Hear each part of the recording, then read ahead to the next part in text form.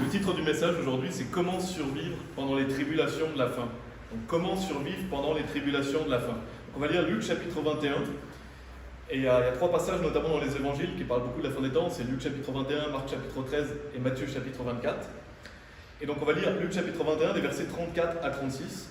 La Bible nous dit « Et prenez garde à vous-même, de peur qu'à tout moment vos cœurs ne soient alourdis par l'excès et l'ivrognerie et les soucis de cette vie, et qu'ainsi ce jour-là ne vous arrive à l'improviste, car il viendra comme un piège sur tous ceux qui demeurent sur la face de la terre entière.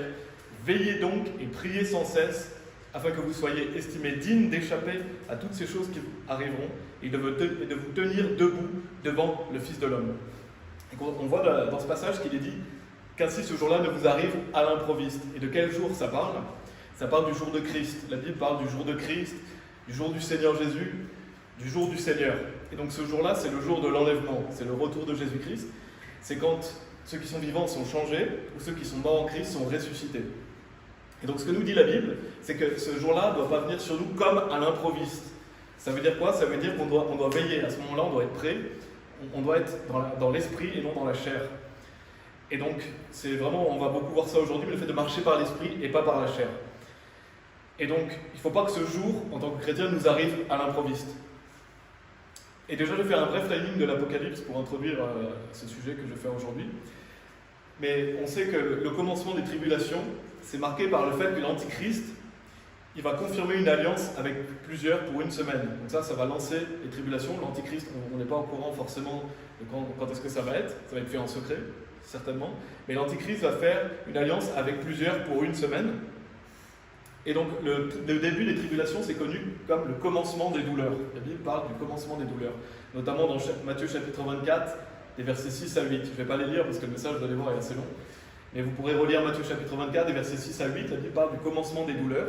En fait, c'est les 4 premiers chevaux de l'Apocalypse.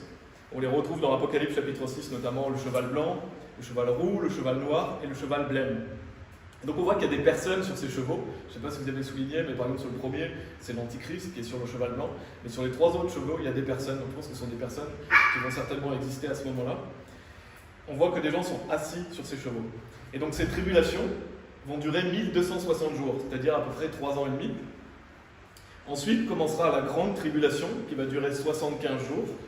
Et donc on verra, il y aura l'abomination de la désolation, la révélation de l'Antichrist, qui va déclarer lui-même qu'il est Dieu dans le temple.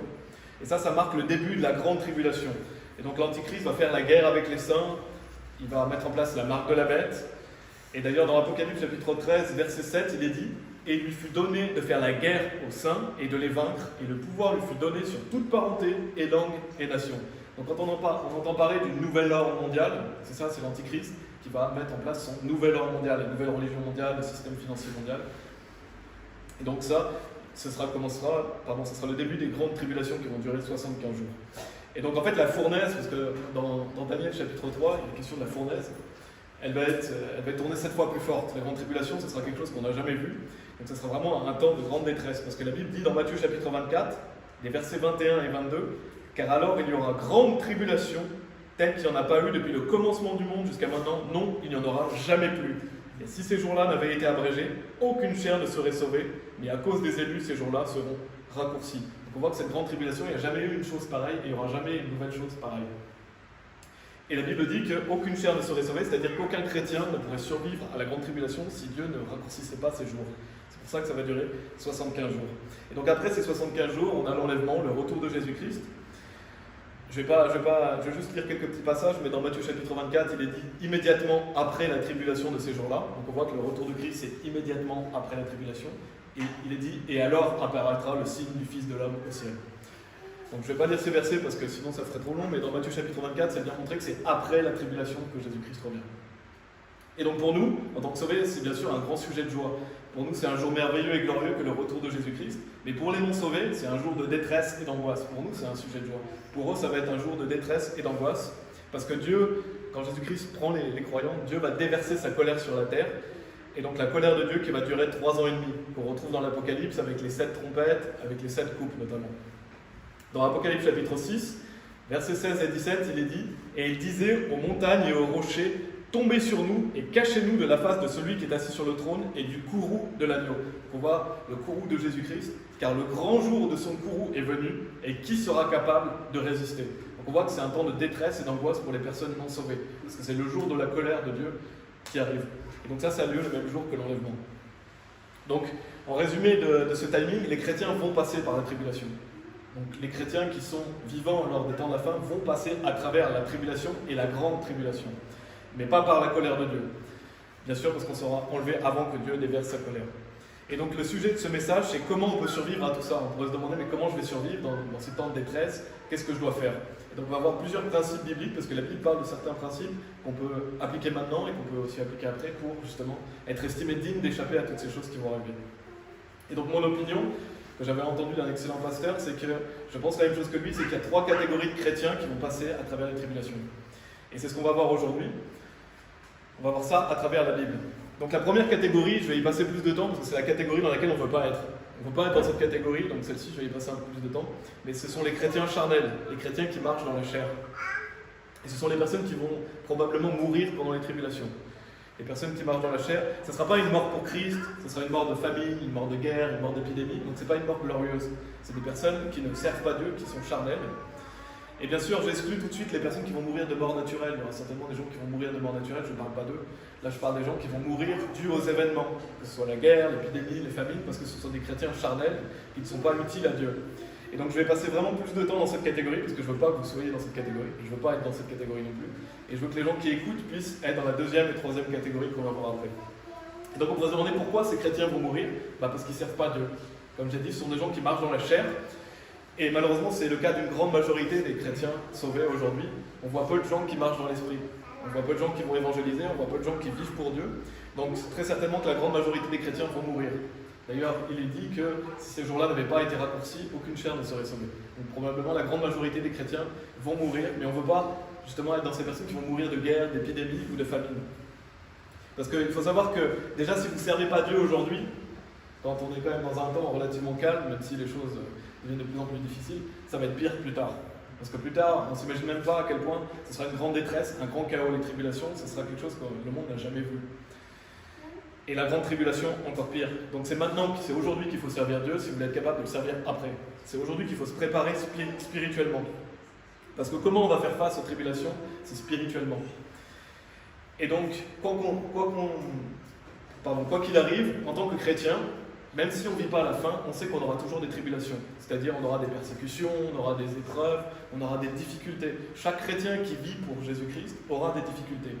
La Bible dit dans 2 Timothée chapitre 3, versets 11 à 12, et vous pouvez aller dans 1 Pierre chapitre 1 si vous voulez. 1 Pierre chapitre 1, je vais lire 2 Timothée chapitre 3, versets 11 à 12. Il est dit les persécutions, les afflictions qui me sont arrivées à Antioche, donc c'est Paul qui parle, à Iconium, à Lystre. Quelle persécution j'ai endurée. Et notez bien ce qu'il est dit. Il est dit, mais hors de toutes, le Seigneur m'a délivré. Et après, il est dit, oui, et tous ceux qui veulent vivre selon Dieu en Christ Jésus souffriront la persécution. Donc c'est obligatoire si vous voulez vivre selon Dieu en Christ Jésus, si vous le dites pieusement, vous aurez des persécutions, vous aurez des tribulations, des épreuves. Même si on ne vit pas à la fin, il y aura des persécutions. C'est inévitable en tant que chrétien qu'on ait ces choses-là. Et d'ailleurs, Job, vous êtes dans 1 Pierre chapitre 1, je vais y aller après, mais dans Job chapitre 23, verset 10, il est dit, mais il connaît le chemin que je prends. Donc ça c'est Job qui dit, mais il connaît le chemin que je prends. Lorsqu'il m'aura éprouvé, je sortirai comme l'or. Donc Job avait une bonne vision de comment passer à travers ces persécutions, ces épreuves, c'est qu'il savait qu'il allait sortir comme l'or. Et c'est ça qu'on doit se dire en tant que chrétien, on veut sortir comme l'or. On veut endurer ces choses difficiles pour être une meilleure personne. Parce que tout ce qui est difficile dans notre vie de chrétien, que ce soit les persécutions, les épreuves, nous permettent d'être un meilleur chrétien. Ce sont des choses qui sont pour nous faire grandir spirituellement, en maturité, et nous faire développer d'autres qualités. Et on doit avoir cette attitude comme Job, lorsqu'il m'aura éprouvé, donc quand vous êtes dans une épreuve, je sortirai comme l'or. Et donc vous êtes dans 1 Pierre chapitre 1, je vais lire le verset 7, il est dit, afin que l'épreuve de votre foi, étant beaucoup plus précieuse que l'or qui périt, bien qu'il soit éprouvé par le feu, puisse être trouvée en louange et honneur et gloire à l'apparition de Jésus-Christ. Donc on a l'épreuve de notre foi. Et ça c'est quelque chose, tous les chrétiens vont passer par l'épreuve de la foi, et d'autant plus à la fin des temps bien sûr. Et donc nous serons tous éprouvés dans notre foi. Bien sûr la Bible dit le juste vivra par la foi. Et donc, on est éprouvé par le feu. Et notez qu'il est dit, puisse être trouvé en louange et honneur et gloire à l'apparition de Jésus-Christ. Donc on voit que ça parle de l'enlèvement. Donc on aura des épreuves, et d'autant plus à la fin des temps, pour éprouver notre foi, nous rendre meilleurs, avoir une plus grande foi. Parce que la foi, elle est plus précieuse que l'or qui périt. Donc votre foi est plus précieuse que toutes les richesses que vous pourrez avoir. Pour Dieu, votre foi est très importante. Et donc Dieu nous aide à perfectionner et à avoir plus de foi. Donc Dieu veut que notre foi puisse trouver en louange et honneur et gloire à l'apparition de Jésus-Christ. Donc être éprouvé par le feu, comme il est dit, afin que l'épreuve de votre foi étant beaucoup plus précieuse que l'or qui périt, bien qu'il soit éprouvé par le feu. Et être éprouvé par le feu, c'est justement passer à travers ces tribulations, ces persécutions, ces difficultés. Et donc la question est, qu'est-ce que vous allez faire pendant ces épreuves en fait? Comment vous allez en ressortir? Est-ce que vous allez endurer comme Job et en ressortir comme l'or? Ou est-ce que vous allez quitter? Et c'est ça qu'on doit être prêt spirituellement à se dire, non, je vais endurer comme Job, je ne vais pas quitter. Et donc on va voir plusieurs versets dans la parabole du semeur, si vous voulez aller dans Luc chapitre 8. On va passer pas mal de temps dans cette parabole, parce que je trouve qu'il y a des bons enseignements à tirer par rapport à la fin des temps aussi, dans cette parabole. Donc Luc chapitre 8, on retrouve la parabole du semeur dans Luc chapitre 8, Marc chapitre 4 et Matthieu chapitre 13 notamment. Et donc il y a 4 catégories de personnes, 4 catégories de graines. Donc il y a la première qui n'est pas sauvée, les 3 autres sont sauvés. Je ne vais pas aller dans le détail parce que ça prendrait trop de temps, mais il y a les personnes non sauvées où le diable vient et il enlève la graine, et les 3 autres personnes vont accepter la parole, ils vont croire, mais la deuxième et la troisième vont chuter, la quatrième c'est celle qui continue et qui porte du fruit. On voit dans Luc chapitre 8, pour l'instant je vais me focaliser sur la deuxième catégorie de personnes, et après je vais parler brièvement de la troisième, et on va surtout se concentrer sur la deuxième. Il est dit au verset 13, ceux sur le roc sont ceux qui, lorsqu'ils entendent, reçoivent la parole avec joie. Donc on voit ces personnes vont recevoir la parole avec joie, ils vont être sauvés. Et il est dit, et ceux-ci n'ont aucune racine, lesquels croient pour un instant, et au moment de la tentation, ils dépérissent. Donc c'est des personnes qui ont accepté, qui sont sauvées, mais qui vont dépérir. Dès que la tribulation, dès que les choses difficiles arrivent, ils vont chuter.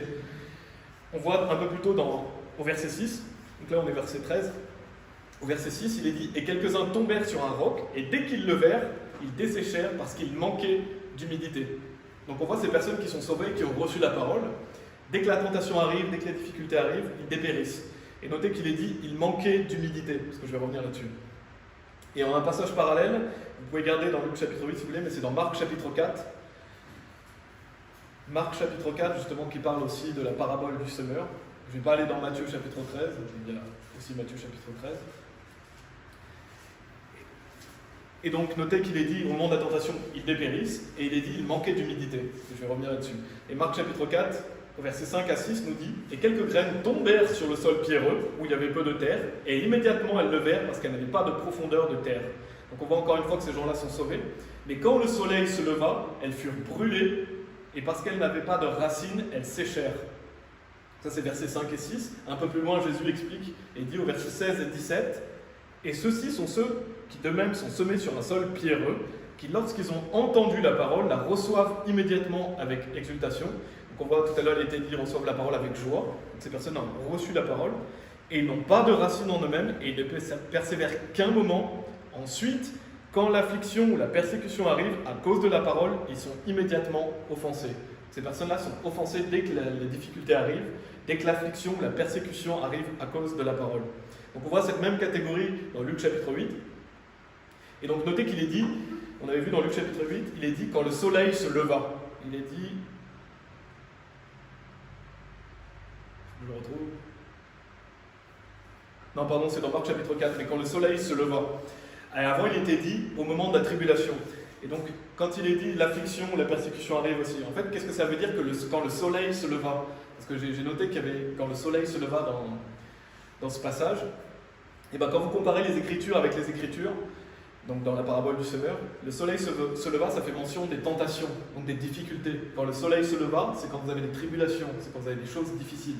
Et qu'est-ce qui caractérise le soleil? C'est une boule de feu. Donc en fait, ce que je veux dire, c'est que le soleil se leva, c'est les épreuves qu'on a dans la vie, et donc c'est être éprouvé par le feu. C'est comme si le soleil tapait sur vous, vous êtes éprouvé parce que c'est chaud. Mais le soleil peut faire en sorte que vous brûlez, et c'est ce qu'on ne veut pas faire, ces personnes-là vont brûler. Quand le soleil se lève, ils se dessèchent, ils brûlent. Donc ces personnes-là, quand l'épreuve de feu arrive, quand les difficultés arrivent, ben, ils dessèchent. Ils tombent, ils chutent, ils se dessèchent, donc ça veut dire que c'est des gens qui ne marchent pas par l'esprit. Ils n'ont pas de racines, et donc ils ne sont pas solidement ancrés dans la parole de Dieu. Et je vais revenir là-dessus, mais vous savez que quand on croit en Jésus-Christ, Dieu nous donne l'eau vive. D'ailleurs, il dit quiconque le veut qu'il prenne de l'eau de vie gratuitement. Donc Jésus nous donne l'eau vive. Et dans Jean chapitre 7, il compare l'eau au Saint-Esprit. Vous allez voir où je vais en venir quand après je vais reprendre là-dessus. Mais il dit dans Jean chapitre 7, versets 36 et 38, je vais simplement les lire. Au dernier jour, ce grand jour de la fête, Jésus se tenait debout et s'écria, disant, si un homme a soif, qu'il vienne à moi et qu'il boive. Celui qui croit en moi, comme a dit l'Écriture, de son ventre couleront des fleuves d'eau vive. Donc ces fleuves d'eau vive, Jésus après nous précise et il nous dit, mais il disait cela de l'Esprit, qui devait recevoir ceux qui croiraient en lui, car l'Esprit Saint n'avait pas encore été donné parce que Jésus n'était pas encore glorifié. Ça veut dire que le jour où vous croyez en Jésus-Christ, vous recevez cette eau vive, c'est le Saint-Esprit. Bien sûr, on sait qu'on est scellé de l'Esprit Saint, c'est-à-dire que vous ne pouvez pas perdre le salut est éternel. Dieu vous donne le Saint-Esprit, vous en êtes scellé jusqu'au jour de la rédemption. Et j'en avais déjà parlé, je vous invite dans Éphésiens chapitre 1, j'avais déjà parlé de la différence entre être scellé du Saint-Esprit, le jour de votre salut, et être rempli du Saint-Esprit, qui est par la vie chrétienne. Et donc vous devez faire des œuvres pour ça, pour être rempli de l'Esprit. Vous devez marcher par l'Esprit. Et donc ça veut dire quoi? Ça veut dire qu'il y a des gens sauvés qui ne sont pas remplis de l'Esprit. Et donc on a comparé l'Esprit à l'eau. Jésus nous dit, voilà, cette eau vive, il disait cela de l'Esprit que devaient recevoir ceux qui croiraient en lui. Et donc les personnes qui sont dans la chair, ils manquent d'eau, ils manquent d'Esprit. Et je ne sais pas si vous avez bien noté, donc c'est ce que je vous ai dit, on va y revenir, mais les graines qui sont brûlées, dans Luc chapitre 8, il est dit, et quelques-uns tombèrent sur un roc, et dès qu'ils le verrent, ils desséchèrent parce qu'il manquait d'humidité. Ça veut dire quoi? Ça veut dire que ces graines manquaient d'eau. Et je sais que c'est un peu compliqué, mais il faut me suivre. Mais ça veut dire quoi qu'il manquait d'eau? Ça veut dire qu'il manque de l'esprit en fait. Donc en fait, ces gens qui vont se dessécher, ces gens qui vont ne pas endurer l'épreuve de feu, ils manquent d'esprit, ils manquent de l'eau. Et c'est ça qu'on peut appliquer dans ce passage. C'est ça que je voulais dans la parabole du semeur. En fait, c'est simple à comprendre. Quelqu'un qui manque d'eau, c'est quelqu'un qui manque de l'esprit. Donc c'est un chrétien charnel. Les chrétiens charnels, ils vont se dessécher, ils vont brûler dès que les difficultés arrivent. C'est ce qu'on ne veut pas faire. On ne veut pas être dans la chair. Et notez aussi qu'il est notion de racines, parce qu'il est dit parce qu'elles n'avaient pas de racines, elles séchèrent.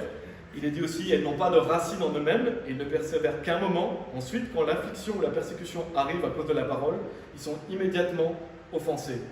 Et à quoi servent les racines? J'ai noté quelque chose que j'ai trouvé sur internet. Il est dit en botanique, la racine est l'organe souterrain d'une plante servant à la fixer au sol et à y puiser l'eau et les éléments nutritifs nécessaires à son développement. Donc en fait, la racine va venir puiser l'eau. Les végétaux ont besoin d'une racine qui vient puiser l'eau. Et donc, comme on l'a vu, les personnes qui n'ont pas de racine, ils manquent d'humidité, parce qu'ils ne vont pas puiser l'eau, donc c'est-à-dire qu'ils ne sont pas remplis de l'esprit. Ils ne sont pas dans l'esprit, ils sont dans la chair. Et il est dit aussi donc, que les racines vont puiser les éléments nutritifs nécessaires à son développement. Et à quoi on peut comparer ça? Au fait de puiser nos éléments nutritifs dans la Bible. En fait, on a besoin de lire la Bible, on a besoin d'écouter des enseignements pour puiser ce dont on a besoin pour grandir spirituellement. Je vais lire 2 versets à ce sujet. Matthieu chapitre 4, verset 4 nous dit « Mais il répondit et dit, il est écrit, l'homme ne vivra pas de pain seulement, mais de chaque parole qui sort de la bouche de Dieu. » Donc on voit qu'on ne doit pas se nourrir seulement de pain, on n'a pas besoin que de ce pain physique, mais aussi de pain spirituel, c'est-à-dire de lire la Bible. Donc c'est quelque chose qui doit être quotidien. On mange quotidiennement, on doit lire la Bible quotidiennement. Et donc quand on va à l'église aussi, on apprend la parole de Dieu, on se nourrit. 1 Pierre chapitre 2, verset 2 nous dit « Désirez comme des bébés nouveau-nés le lait pur de la parole, afin que par lui vous puissiez croître. » Donc le lait pur de la parole nous aide à croître, à maturer. Donc en conclusion de ce passage de la parabole du semeur que j'ai vu, qu'on a vu, dans la deuxième catégorie de personnes, comment ne pas manquer d'eau? Justement en lisant la Bible, en apportant ces éléments nutritifs dont on a besoin, et en marchant par l'esprit. Donc vous allez à l'église, vous priez, vous chantez des louanges à Dieu, et comme ça vous êtes dans l'esprit. Et donc ça évite que vous vous desséchez, et dès que l'épreuve du feu arrive, vous chutez. Donc ça c'était la deuxième catégorie. Je vais aller brièvement dans la troisième, dans Luc chapitre 8, si vous voulez lire le verset 14. Vraiment, si vous n'avez pas compris tout ce que je veux dire, ce que je veux que vous reteniez, c'est que ces graines qui dessèchent, ces graines qui sont brûlées, ce sont des chrétiens charnels. Ce sont des gens qui manquent d'eau, donc qui manquent de l'esprit, et qui ne vont pas puiser les éléments dont ils ont besoin dans la Bible ou dans l'écoute de prêches bibliques.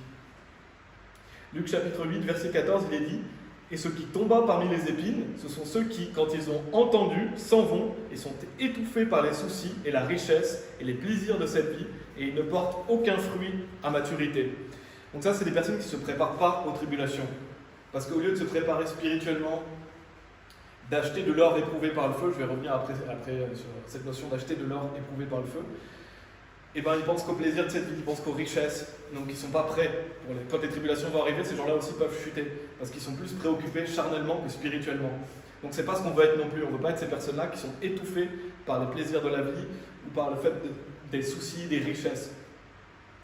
Donc on ne veut pas être étouffé par ces soucis, parce qu'on ne peut pas se préparer bien si on est étouffé par les soucis. De même, les gens vont être étouffés par les soucis quand la tribulation arrivera. Ils vont penser qu'à une chose, c'est comment je vais manger, comment je vais survivre. Et non, on va le voir dans ce message, c'est Dieu qui va pourvoir. Donc ne vous laissez pas étouffer par les soucis de cette vie quand les tribulations arrivent. Ayez confiance en Dieu. Parce qu'il y aura des temps de grande détresse, donc il y aura forcément des soucis.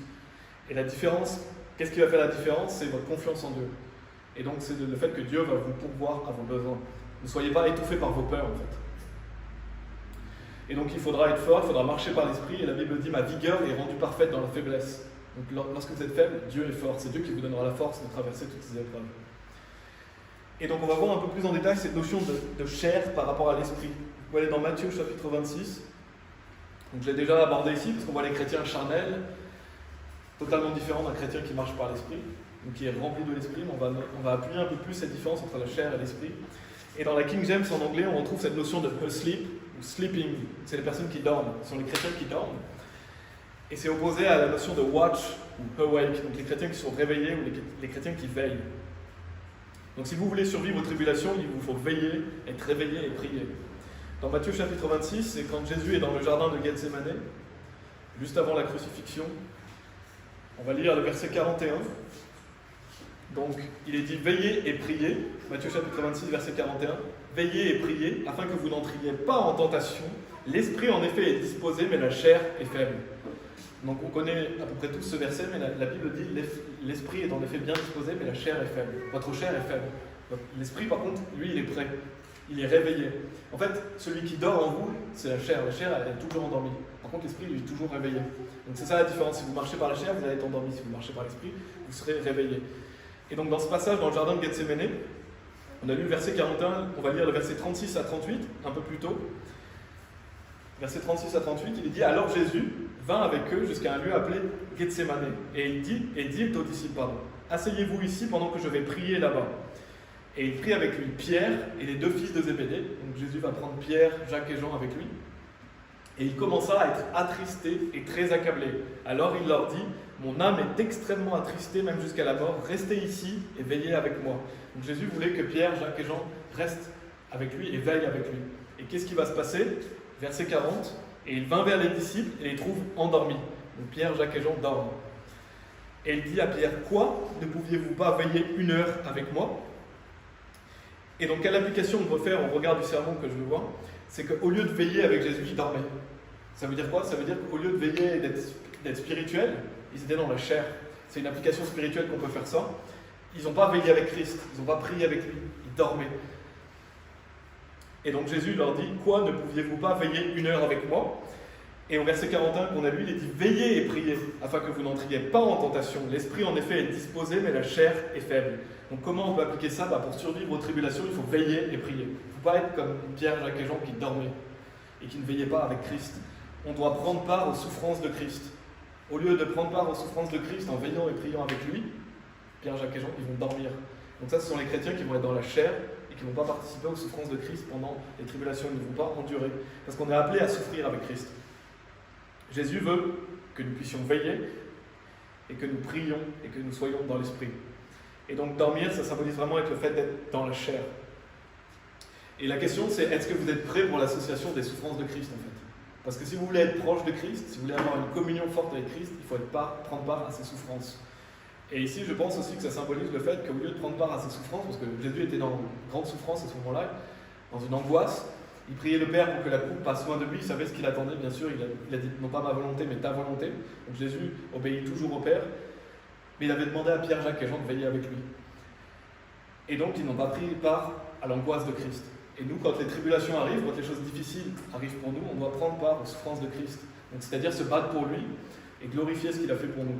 Dans Philippiens chapitre 3, verset 10, il est dit « Afin que je puisse le connaître et le pouvoir de sa résurrection et l'association de ses souffrances. » Et c'est pas quelque chose qu'on aime, sinon on n'aime pas souffrir, c'est normal. Mais Paul, il dit « Afin que je puisse le connaître et le pouvoir de sa résurrection », mais il faut noter qu'il est dit aussi l'association de ses souffrances.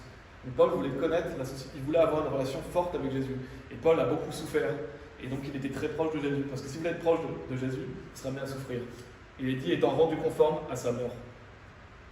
Et vous pouvez aller dans Romains chapitre 13.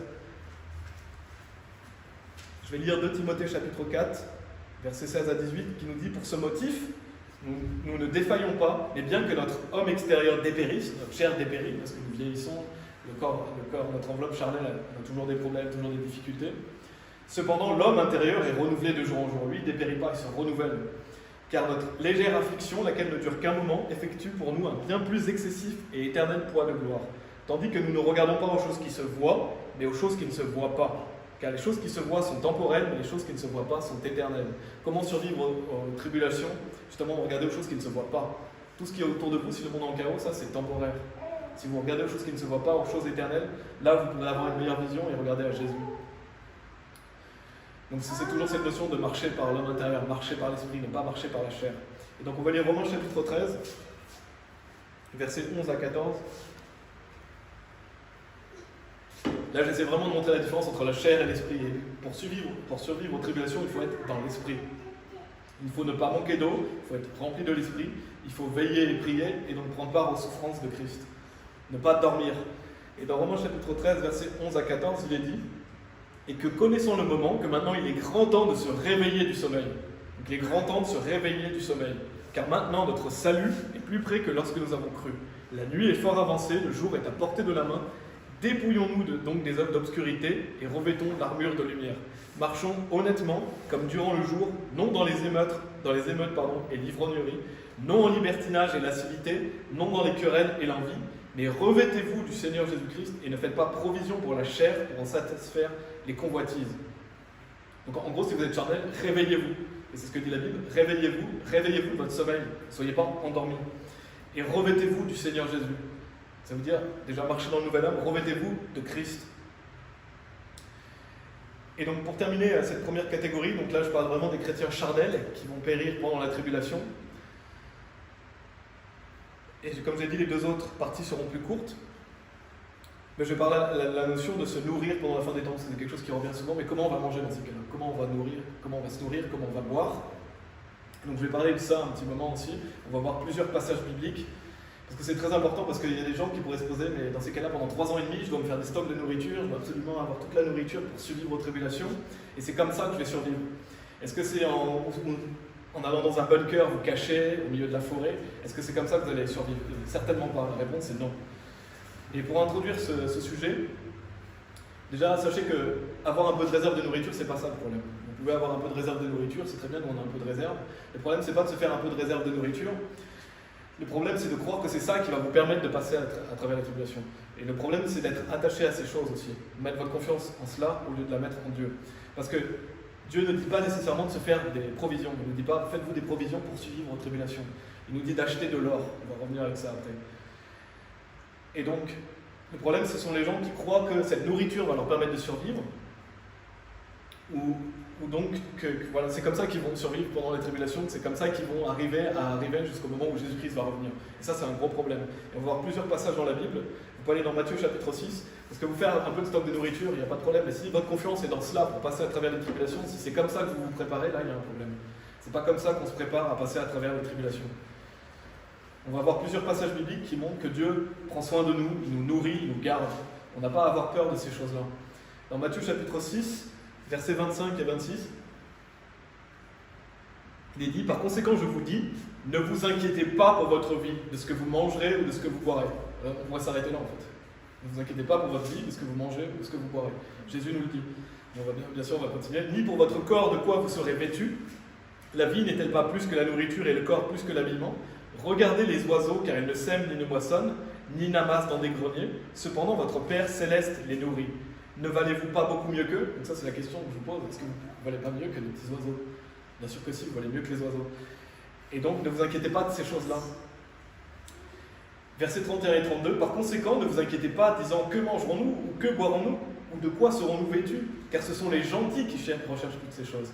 Car votre Père céleste sait que vous avez besoin de toutes ces choses-là. » Voilà, c'est terminé. Dieu sait que vous avez besoin de ça. Donc si Dieu sait que vous avez besoin de ça, Dieu va vous nourrir, Dieu va prendre soin de vous. Ne vous inquiétez pas pour votre vie. Et notez qu'il est dit ni n'amassent dans des greniers. Donc là, pour ces oiseaux, est-ce qu'ils font des stocks de nourriture? Non, ils n'amassent pas dans les greniers, pourtant Dieu les nourrit. De même, nous, on n'a pas besoin de se faire des stocks pour être nourris pendant la fin des temps. Et donc ne vous inquiétez pas au sujet de ce que vous allez manger, de ce que vous allez boire, de quoi nous serons vêtus. Et ça sera la même chose pendant les tribulations. Dieu sait qu'on a besoin de ces choses-là pendant les tribulations. Dieu sait qu'on a besoin d'être vêtu, d'être nourri, de boire. Et donc on va lire le verset 33. Justement, quelle est la solution? Verset 33. Mais cherchez premièrement le royaume de Dieu et sa droiture, et toutes ces choses vous seront ajoutées.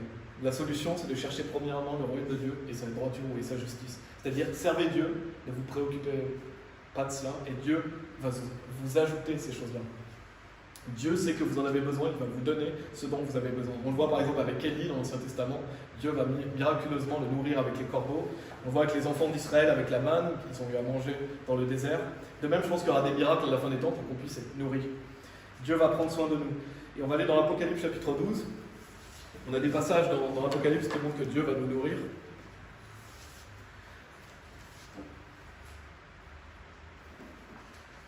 Donc ne vous inquiétez pas pour ces choses-là, et c'est normal de s'inquiéter, on s'inquiète tous, mais il faut avoir confiance en Dieu. Cherchez premièrement le royaume de Dieu et sa justice, et Dieu vous donnera ces choses-là. Donc préoccupez-vous de comment vous pouvez servir Dieu. Dieu vous donnera le reste. Apocalypse chapitre 12, verset 6 nous dit « Et la femme s'enfuit dans le désert », je ne vais pas expliquer tout le passage, je n'ai pas le temps, mais la femme peut représenter Ève, ça peut représenter aussi Israël de l'Ancien Testament.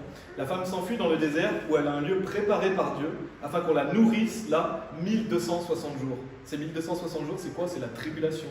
Donc cette femme va être nourrie dans le désert.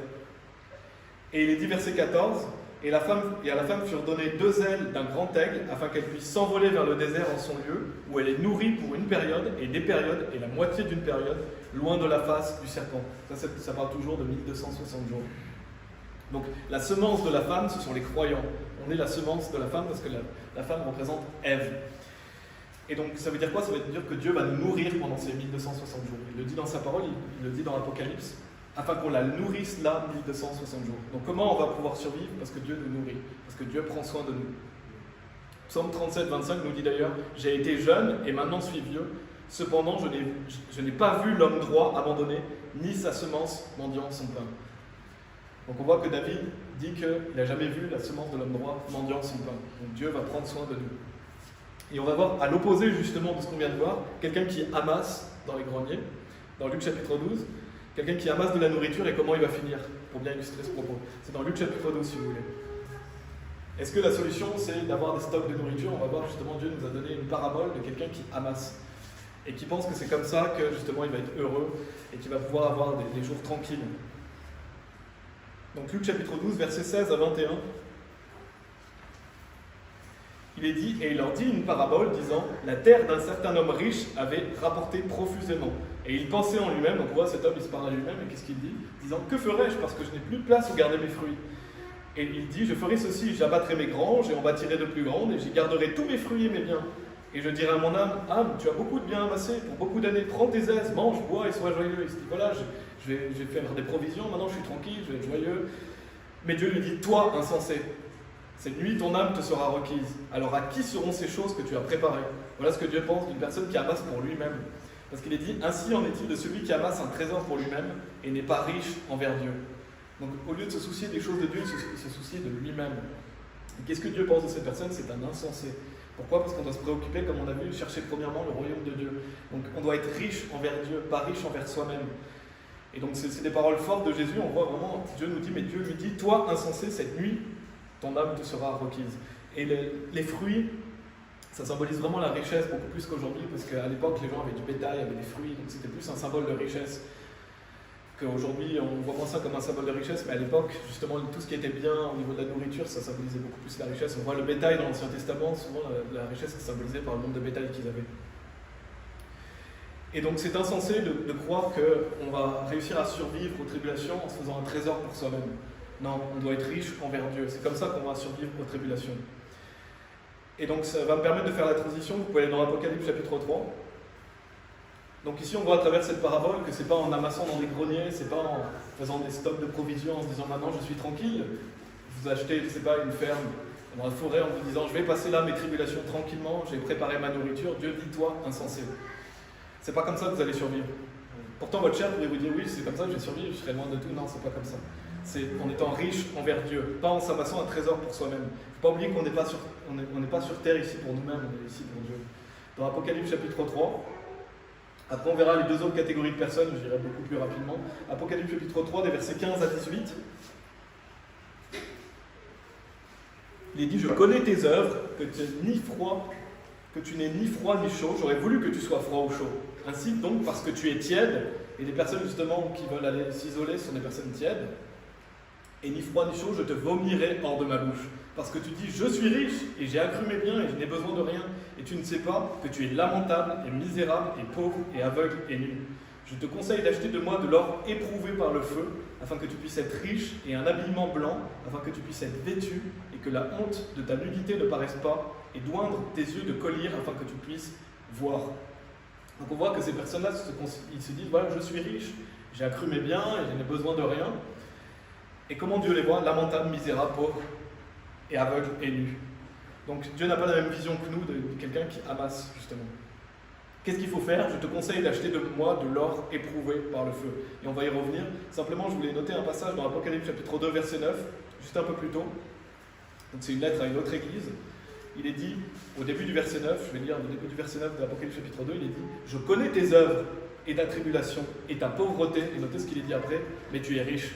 Pourtant, ces gens sont pauvres. Dieu dit quoi? Mais tu es riche. Pourquoi? Parce qu'ils ont beaucoup d'argent? Non, parce qu'ils sont riches envers Dieu. Et donc, la richesse pour Dieu n'a une toute autre signification que pour nous. Dans ce monde, c'est être riche pour Dieu qui est important. C'est pas être riche charnellement. Et donc, je vais me focaliser sur le passage où il dit, je te conseille d'acheter de moi de l'or éprouvé par le feu afin que tu puisses être riche. Et c'est ça qu'on doit faire, on doit acheter de l'or éprouvé par le feu. Si on veut survivre aux tribulations, on doit acheter cet or éprouvé par le feu. Et vous vous souvenez, on a parlé justement que notre foi, elle est éprouvée par le feu. Et donc être éprouvé par le feu, c'est justement endurer les tribulations, endurer les difficultés, endurer les persécutions. Comme Job a dit, mais il connaît le chemin que je prends, lorsqu'il m'aura éprouvé, je sortirai comme l'or. Et quand la tribulation arrivera, ce sera très chaud. La grande tribulation encore plus chaud, donc ce sera une épreuve de feu encore plus grande. Et comment vous allez survivre? En achetant de l'or éprouvé par le feu, c'est-à-dire en étant riche envers Dieu. Pas l'or qui périt, mais l'or éternel. Parce qu'on le voit dans Daniel chapitre 3, la fournaise, elle est 7 fois plus forte. Attendez.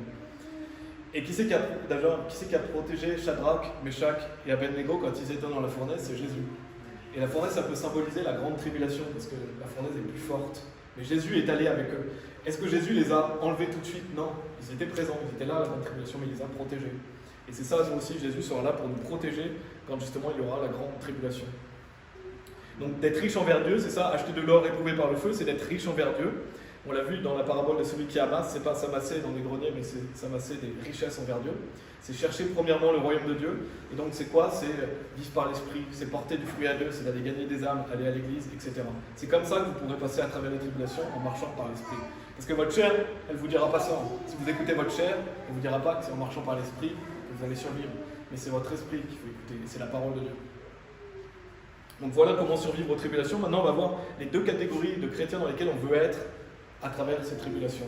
Et la première que je vais souligner, c'est les gens qui vont mourir pour Christ, les gens qui vont mourir en martyrs.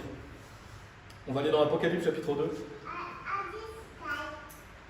Il y aura des martyrs, il y en a déjà eu dans la Bible, il y a eu Étienne, il y a eu Jacques par exemple, qui sont morts pour Christ. Donc c'est une mort qui honore Dieu, c'est quelque chose qui est désirable, c'est quelque chose qui glorifie Dieu. Mourir pour Christ, c'est un privilège. Et on sera récompensé pour ça. Dans Apocalypse chapitre 2, verset 10, il est dit « Ne crains aucune des choses dont tu souffriras. Voici le diable jettera quelques-uns d'entre vous en prison, afin que vous soyez éprouvés, et vous aurez 10 jours de tribulation. Sois fidèle jusqu'à la mort, et je te donnerai une couronne de vie. » Donc une personne qui est fidèle jusqu'à la mort, une personne qui va jusqu'à mourir pour Christ, aura une couronne de vie. Bien sûr, une personne aussi qui vit sa vie, mais qui est fidèle jusqu'à la mort, aussi ça peut symboliser ça. Une personne qui est fidèle jusqu'à la mort, mais qui meurt sans mourir pour Christ, mais de vieillesse, il a été aussi fidèle jusqu'à la mort. Mais à travers la fin des temps, il y a des gens qui vont justement aller jusqu'à mourir pour Christ. La Bible dit qu'ils auront une couronne de vie, donc ils seront récompensés pour ça. Donc ce sont les personnes qui ne renient pas Christ et qui meurent pour Dieu. Et dans Hébreux chapitre 11, je vais lire le verset 35, la Bible dit « Les femmes reçurent leur mort, ressuscitées de nouveau à la vie, et d'autres furent torturées, n'acceptant pas la délivrance, afin qu'ils puissent obtenir une meilleure résurrection. » Ça, c'est une des récompenses des gens qui veulent mourir pour Christ, c'est d'avoir une meilleure résurrection. Parce Parce que lorsque nous serons ressuscités, nous n'aurons pas tous le même corps glorieux. Il y aura des personnes qui auront un corps plus glorieux que d'autres. La brillance du corps sera différente, on le voit dans 1 Corinthiens chapitre 15 notamment. Et Psaume 116, verset 15 nous dit « Précieuse aux yeux du Seigneur est la mort de ses saints ». Donc c'est précieux pour Dieu, la mort de ses saints. Et donc dans Hébreux chapitre 11, verset 35, voilà, là j'ai souligné le fait que si vous mourrez pour Christ, vous serez récompensés. Et il est dit « N'acceptant pas la délivrance ». Donc ces personnes-là n'ont pas accepté la délivrance, c'est-à-dire qu'ils ont voulu mourir pour Christ. Qu'est-ce que ça veut dire que si vous n'acceptez pas la délivrance, ça sous-entend quoi? Ça sous-entend qu'il y en avait une. Ça veut dire quoi? Il y avait une porte de sortie pour ces gens, mais ils n'ont pas accepté la délivrance. En fait, il y avait une possibilité d'échapper, mais ils n'ont pas accepté la délivrance. Donc ce sont des personnes qui ont voulu mourir pour Christ. Et je pense que ce sera de même à la fin des temps. Les personnes qui vivent pour Dieu, qui servent Dieu, une porte pour échapper leur sera peut-être proposée, mais ils ne vont pas accepter cette porte. Ils vont préférer mourir pour Christ. Il y a des gens qui voudront être délivrés, il y a des gens qui voudront mourir pour Christ. Ce sont des gens qui ont refusé cette porte qui a été ouverte. Parce qu'on voit dans les psaumes, souvent David, quand il crie à l'Éternel, Dieu le délivre. On voit, il y a beaucoup de passages dans la Bible qui montrent que si vous marchez avec Dieu, et Dieu est là pour vous délivrer, il est là pour vous tirer de ces situations. Dans 2 Timothée chapitre 4, versets 17 et 18, il est dit « Toutefois le Seigneur s'est tenu près de moi et m'a fortifié, afin que par moi la prédication puisse être pleinement connue, et que tous les gentils puissent l'entendre, et j'ai été délivré de la gueule du lion, et le Seigneur me délivrera de toute œuvre mauvaise. Il me préservera jusqu'à son royaume céleste. À lui soit gloire pour toujours et toujours. Amen. » On voit Paul, il dit ici qu'il a été délivré de la gueule du lion et que le Seigneur le délivrera de toute œuvre mauvaise. Donc je pense que quelqu'un qui marche avec Dieu dans une situation difficile et qui crie à Dieu, Dieu peut le délivrer. Et Psaume 34, verset 17 nous dit « Les hommes droits crient, le Seigneur entend. » Donc Dieu entend quand vous priez, quand vous lui demandez la délivrance. Et il les délivre de toutes leurs difficultés. Donc Dieu nous délivre de toutes nos difficultés. Donc quand viendra la fin, si vous êtes dans une situation difficile, qui implique peut-être la mort, si vous criez à Dieu, Dieu peut vous délivrer. Mais il y a des gens qui vont dire non, je ne veux pas être délivré, je préfère mourir pour Christ. Des personnes qui vont mourir en martyr. Et ça, cette première catégorie de personnes dans lesquelles on veut être, ce sont les gens qui vont mourir pour Christ. 1 Corinthiens chapitre 10, verset 13, je vais le lire, après on va passer à l'autre catégorie, il est dit « Aucune tentation ne vous a saisi tel qu'il est commun à l'homme, mais Dieu est fidèle, qui ne permettra pas que vous soyez tentés au-delà de ce que vous êtes capable, mais avec la tentation, il vous donnera aussi un moyen d'échapper, afin que vous puissiez être capable de la supporter. » Donc on voit que la tentation, ça peut être la tribulation, la persécution, Dieu donne un moyen d'échapper à ces choses-là. Donc si vous êtes en situation difficile, pendant les tribulations, et que vous marchez avec Dieu, Dieu écoute votre cri, il peut vous délivrer. Et il y a des gens qui vont dire « Non, je ne veux pas être délivré, je veux mourir pour Christ. » Ce sont des gens qui désirent une meilleure résurrection. Et c'est quelque chose c'est une grâce que Dieu nous fait, parce qu'on sera grandement récompensé pour ça. Donc les personnes qui vont être martyrs pendant les tribulations, et la troisième et dernière catégorie, et c'est la deuxième catégorie dans laquelle on veut être, ce sont les gens qui sont vivants au retour de Jésus. Les personnes qui vont voir de leurs yeux le retour de Jésus-Christ. On voit dans Apocalypse chapitre 3, vous pouvez y retourner, Apocalypse chapitre 3. Et donc là, quand Dieu parle, il parle à l'église, bien sûr, il parle à une église. Donc ils sont passés à travers ces tribulations aussi à leur époque, mais aussi ça montre le fait que ça va arriver aussi plus tard. Donc il y a quelque chose qui s'est passé bien sûr à leur époque, c'est quelque chose de littéral. Dieu parle à une vraie église, mais ça symbolise aussi ce qu'on va vivre à la fin. Apocalypse chapitre 3, verset 10, il est dit « Parce que tu as gardé la parole de ma patience, je te garderai aussi de l'heure de la tentation, laquelle viendra sur tout le monde pour éprouver ceux qui demeurent sur la terre. » Donc on voit, parce que ces personnes ont gardé la parole de sa patience, il est dit « Je te garderai aussi de l'heure de la tentation. » Et j'ai déjà écouté deux interprétations possibles de ce passage. Une personne qui dit que l'heure de la tentation, c'est les tribulations, et l'autre qui dit que l'heure de la tentation, c'est la grande tribulation. Et je pense que ça peut s'appliquer un peu aux deux. Je vais donner quelques notions sur ce sujet. J'ai écouté les deux possibilités. L'heure de la tentation, ça peut être les 3 ans et demi de tribulation, ça peut être les 75 jours de grande tribulation. Et donc, je vais en parler un petit peu. Mais je ne sais pas si vous vous souvenez, on a vu dans Matthieu chapitre 26, verset 40, je vais le relire, il est dit « Et il vient vers les disciples », donc c'est dans le jardin de Gethsémane, il est dit « Et il vient vers les disciples et les trouve endormis ». Donc Pierre, Jacques et Jean sont endormis, on l'a vu tout à l'heure, et il dit à Pierre « Quoi, ne pouviez-vous pas », et notez ce qu'il dit « Veillez 1 heure avec moi ». Qu'est-ce qu'il lui dit ? « Veillez 1 heure avec moi ». Et donc on voit que la parole de Dieu est profonde, parce qu'est-ce qu'il est dit dans Apocalypse chapitre 3, verset 10 ? Aussi de l'heure de la tentation. C'est toujours cette notion d'1 heure. Il a dit, ne pouvez-vous pas veiller 1 heure avec moi? Et là, on voit cette notion d'être gardé de l'heure de la tentation. Et donc, c'est pas un hasard, je pense. Et donc, cette heure de la tentation, justement, que Jésus-Christ vivait, nous, on va avoir notre heure de la tentation quand ce sera la fin des temps. Et donc, en plus, qu'est-ce qu'il leur dit? Ne pouvez-vous pas veiller 1 heure avec moi? Donc comment vous allez survivre? C'est en veillant, comme on l'a vu, veiller et prier. Et Jésus, bien sûr, savait qu'il allait vivre la crucifixion, donc c'était un moment d'angoisse et de détresse pour Jésus-Christ.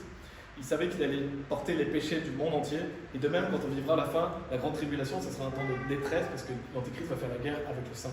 Donc quand on l'applique à la notion de la grande tribulation, cette heure de la tentation, Dieu va nous garder de cette heure-là, de cette grande détresse. Matthieu 24, 21, là, lui, il dit « Car alors il y aura grande tribulation, telle qu'il n'y en a pas eu depuis le commencement du monde jusqu'à maintenant. Non, il n'y en aura jamais plus. » Donc on l'a vu que ce seront des jours de grande détresse et de grandes difficultés.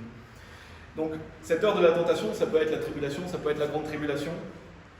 Mais qui c'est qui va nous garder? C'est ça que je veux retenir, c'est Dieu.